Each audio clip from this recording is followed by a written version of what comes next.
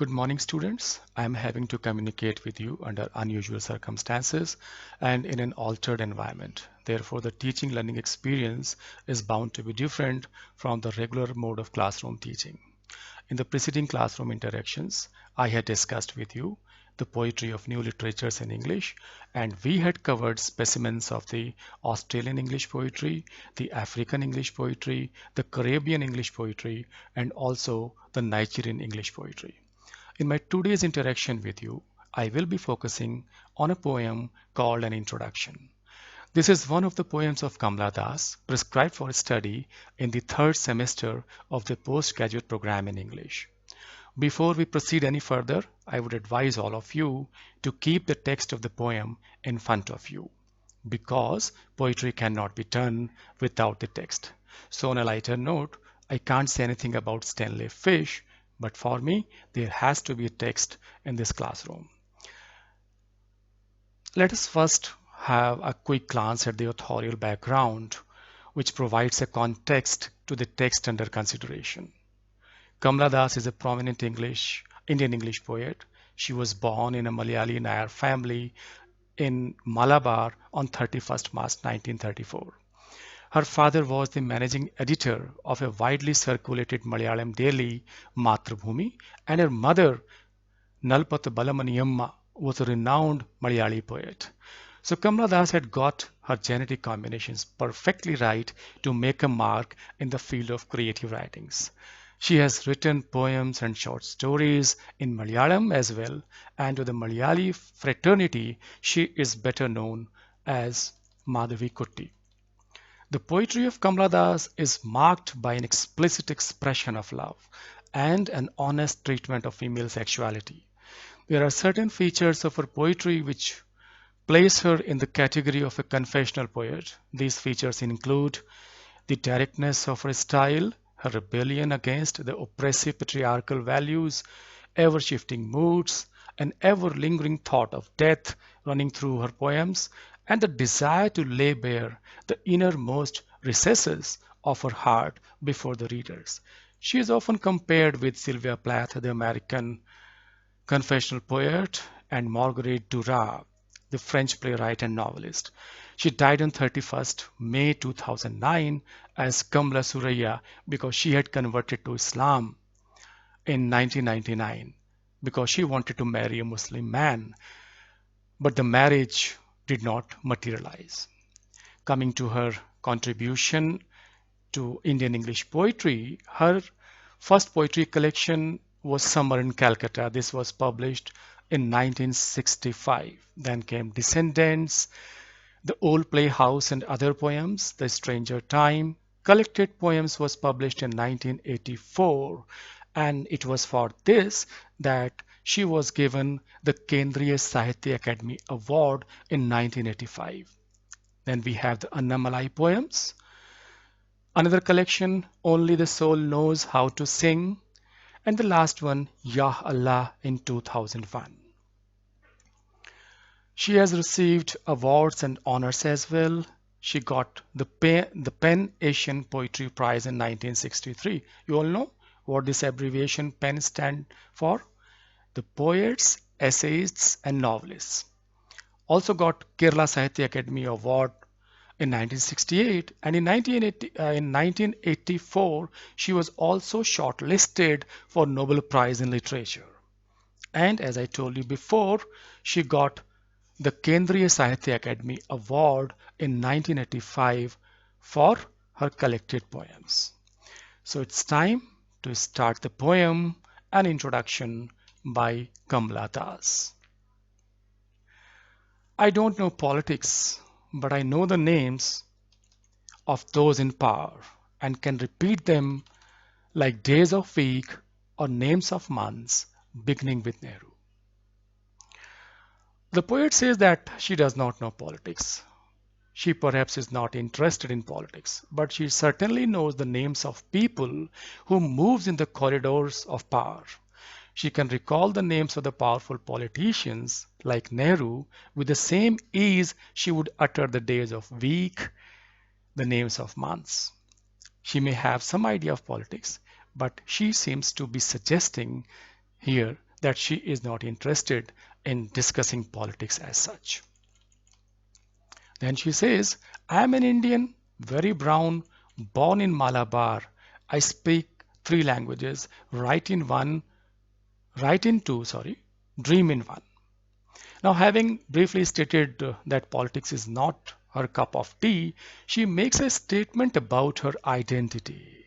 She says she is an Indian, brown in color, and she was born in Malabar. What we have to remember that as a child, she was conscious of her dusky complexion.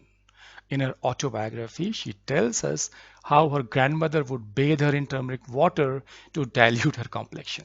But she is no longer shy about it. Kamala Das was fluent in Malayalam and English. So she says she writes in two languages, dream in one. As for the third language, it is anybody's guess. It could be either Hindi or Bangla. Don't write in English, they said. English is not your mother tongue. Why not leave me alone? Critics, friends, visiting cousins, every one of you. Why not let me speak in any language I like? Now, from the politics of country, she now talks about the politics of language. She also describes her ordeals, embarrassments she had to grapple with initially when she took to writing in English. She was criticized for writing in English simply because English was not her mother tongue. But she puts up a solid resistance. She would not allow these critics, these friends, or visiting cousins who would always tender unwarranted advice to interfere in her business. She makes it clear, absolutely clear, that she is free to use the language she likes and no one else can be the arbiter in this matter. She tells them to mind their own business. So we see that she does not get bogged down by the unjust criticism of these sticklers and the purists. What we have to remember at this point that Kamala Das first started writing in Malayalam and later on she took to writing in English. The language I speak becomes mine. Its distortions, its queernesses, all mine, mine alone. It is half English, half Indian, funny perhaps, but it is honest. It is as human as I am human. Don't you see? It voices my joys, my longings, my hopes, and it is useful to me as cawing is to crows or roaring to the lions. It is human speech, the speech of the mind, that is here, not there. A mind that sees and hears and is aware, not the deaf, blind speech of trees and storm, or of monsoon clouds, or of rain, or the incoherent mutterings of the blazing funeral pyre. When you look at this poem closely, you find that it's a loosely structured poem. There are examples of repetitions, enjambment. You know what is enjambment? The running over of a sentence from one verse into another so that the closely related words fall in different places. I'll show you how. You'll look at this expression. It is as human as I am human. Don't. Now, don't in this line here is closely related to you, but don't and you are in two different lines. So this is for the structure. Let's have a look at these lines again. The language I speak becomes mine. She continues talking about the language issues and her argument about choosing English as a medium of her creative outpourings. She says that the language she employs for expressing her emotions becomes distinctively hers with all its distortions and uncommon turns of expressions. The English she employs may not be perfect in syntax and meter. It is half English and half Indian. It may appear even funny to the purists, but it is an honest expression which portrays her emotions and sensibilities with great fidelity. It is in this sense that she calls her language honest. She also acknowledges the fact that her English is a hybrid of English and the Indian languages, but she has no qualms about using a crossbred language. She rather celebrates it. To her, language is a living organism. It is as human as she herself is. It's an embodiment of her joys, desires, and her hopes. As a medium of communication, her hybrid English is as intrinsic to her as cawing is to crows or roaring to the lions. It means whatever language she chooses becomes an integral part of her being. Now, this question of appropriating the English language or becoming the authentic practitioner of the language is an old one. It reminds me of Raja Rao, uh, one of the pioneer English novelists in India. In his preface to his famous novel Kantapura, he expressed similar concerns in 1938. He writes, "We cannot write like the English. We should not." And he further highlights the dilemma when he says, one has to convey in a language that is not one's own the spirit that is one's own. English is not really an alien language to us. It is the language of our intellectual makeup. And Kamala Das echoes the same sentiments when she says that her language is a vehicle for human speech. It is the speech of the mind. The speech of the mind is what? The intellectual makeup. And she elaborates that the mind has the capacity to see, hear, and perceive. Her words make sense, and therefore her language is concrete and intelligible. She puts out a contrast when she says her expressions are not abstract and meaningless like the howling of the trees in the stormy winds, thundering of the monsoon clouds, senseless pattering of the torrential rain, or the incoherent mutterings of the funeral fire. The next lines. I was child, and later they told me I grew, for I became tall, my limbs swelled, and one or two places sprouted hair.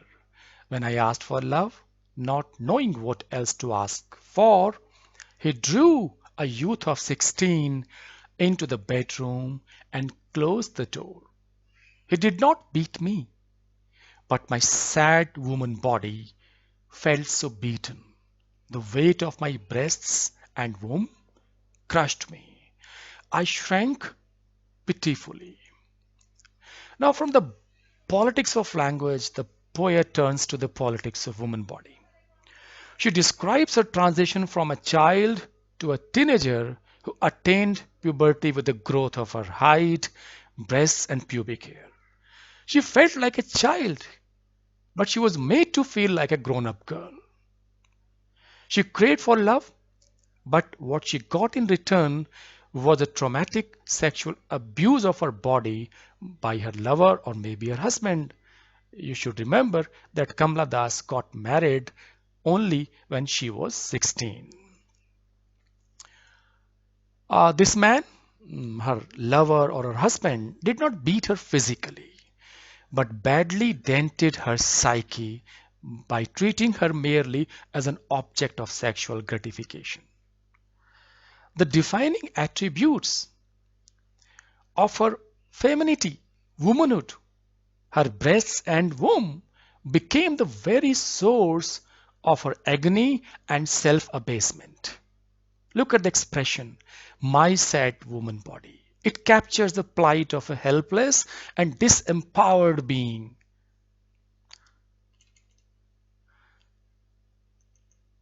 Next lines. Then I wore a shirt and my brothers. Look at the Example of enjambment again. My brothers. My and brothers are two closely related words, but my is in a different line and brothers is in a separate line.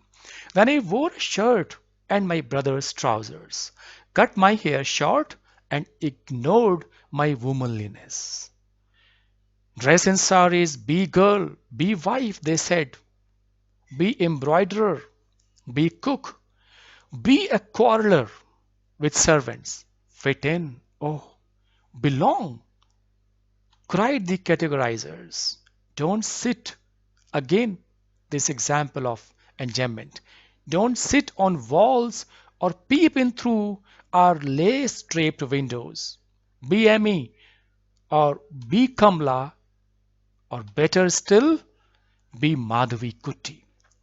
It is time to choose a name, a role. Don't play pretending games. Don't play at schizophrenia or be a nympho. A nympho means a nymphomaniac person. Don't cry embarrassingly loud when jilted in love. She felt bogged down by her womanhood. She no longer wanted to carry the burden of her femininity, which had caused her all sorts of misery.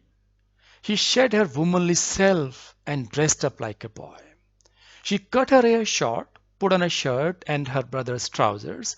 She wanted to live and feel the power, authority, and freedom which is exclusively and solely available to men in a patriarchal setup. However, the categorizers, the social commentators, the so called custodians of culture and traditions cannot accept her in any other form except the form of a woman.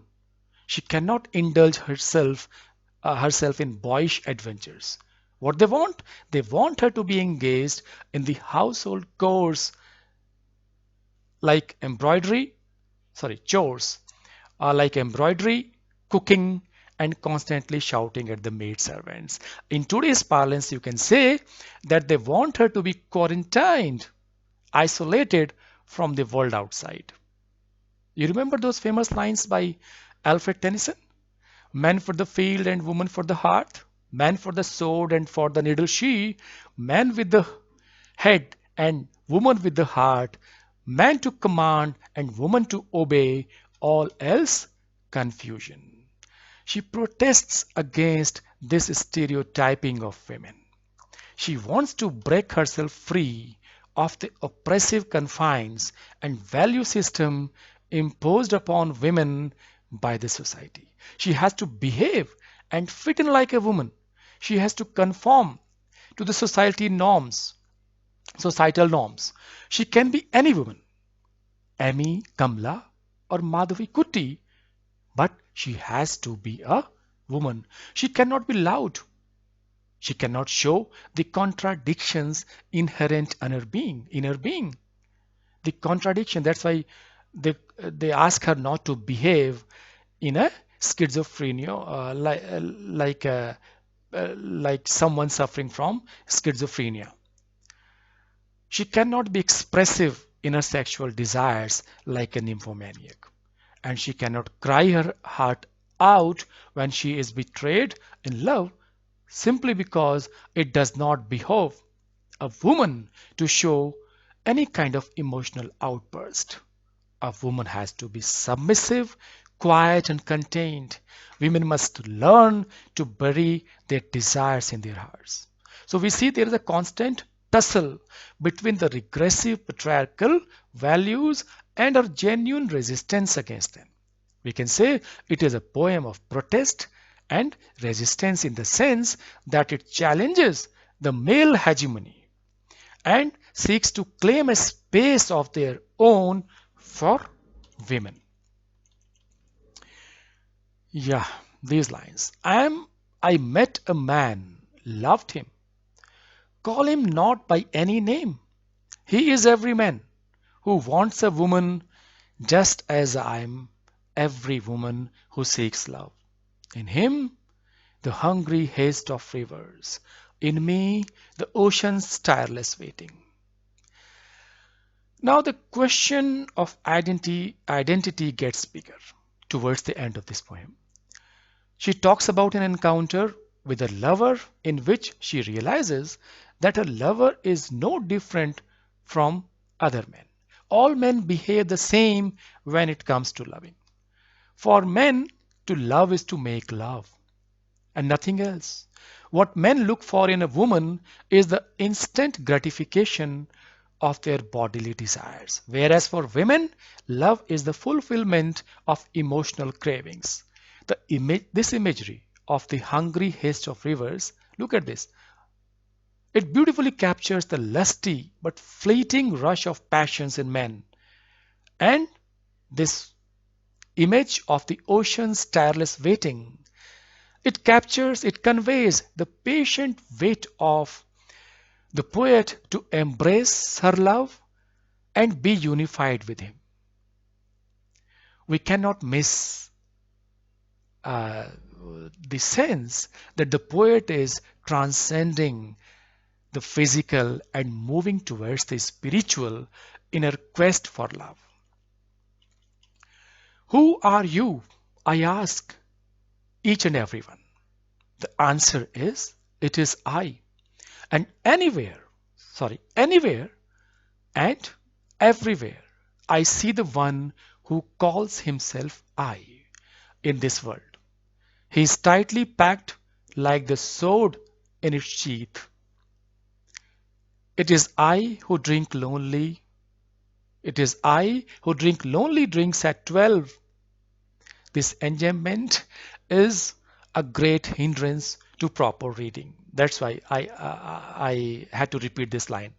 It is I who drink lonely drinks at 12, midnight in hotels of strange towns. It is I who laugh. It is I who make love. And then feel shame.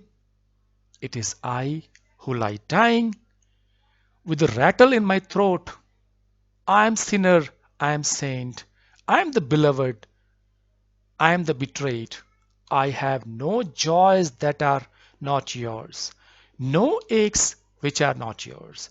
I too call myself I.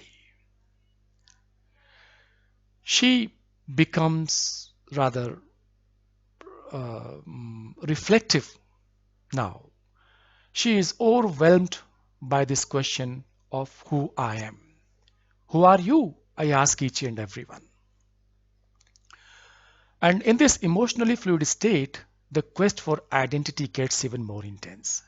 She becomes inwardly reflective. Her thoughts are hazy and complex, and so are the poetic expressions of these thoughts. You would notice that the voice in this stanza changes without a prior warning, and that creates confusion and that leads to obscurity in the interpretation of the thought.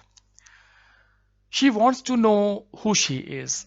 She asks her man who he is, and the man replies, he is I. Now, this personal pronoun I, which can be interpreted either ways, it symbolizes the identity of a man in this world. He has freedom, he can assert, make choices, take decisions. As I told you before, it's difficult to say whether the personal pronoun I stand for the man, that is her lover, or for the poet herself. It could mean either. In one sense, this I represents the man who has the agency for all the indulgences, like having midnight drinks in the hotels of different towns, making love, feeling guilty afterwards, feeling to be the saint and the sinner simultaneously. And in another sense, this I stands for the poet herself. She reflects over her own loneliness, boredom. She takes the midnight drinks in the hotels of different towns, makes love, feels guilty, gets choked with lumps of complex emotions in her throat. She visualizes this complexity, rather duality, of being the sinner and the saint, the beloved and the betrayed, simultaneously. She derives all her joys, sorrows, and aches from the man she lives with. Thus, she realizes that she derives the essence of her existence from a man. Her existence is dependent on a man, and yet she calls herself I. This is the irony. And the poem ends on a bitingly sarcastic note when the poet says, I too call myself I. So, in the final analysis, it is a poem of self exploration, a poem of protest and resistance, a poem which challenges the regressive orthodoxy of the society which is responsible for the subjugation of women. Overall, a typical confessional poem in which the poet openly discusses her painful sexual experiences and the resultant emotional vacuum. Also, the issues of love, freedom, and identity. A few words about the title of the poem. This is called an introduction. Remember, this poem was published in the very first English poetry collection of Kamala Das, which is known as Summer in Calcutta in 1965. This perhaps is the poet's way to introduce herself to the English readers who get a glimpse of her physical, mental, and emotional makeup in this poem.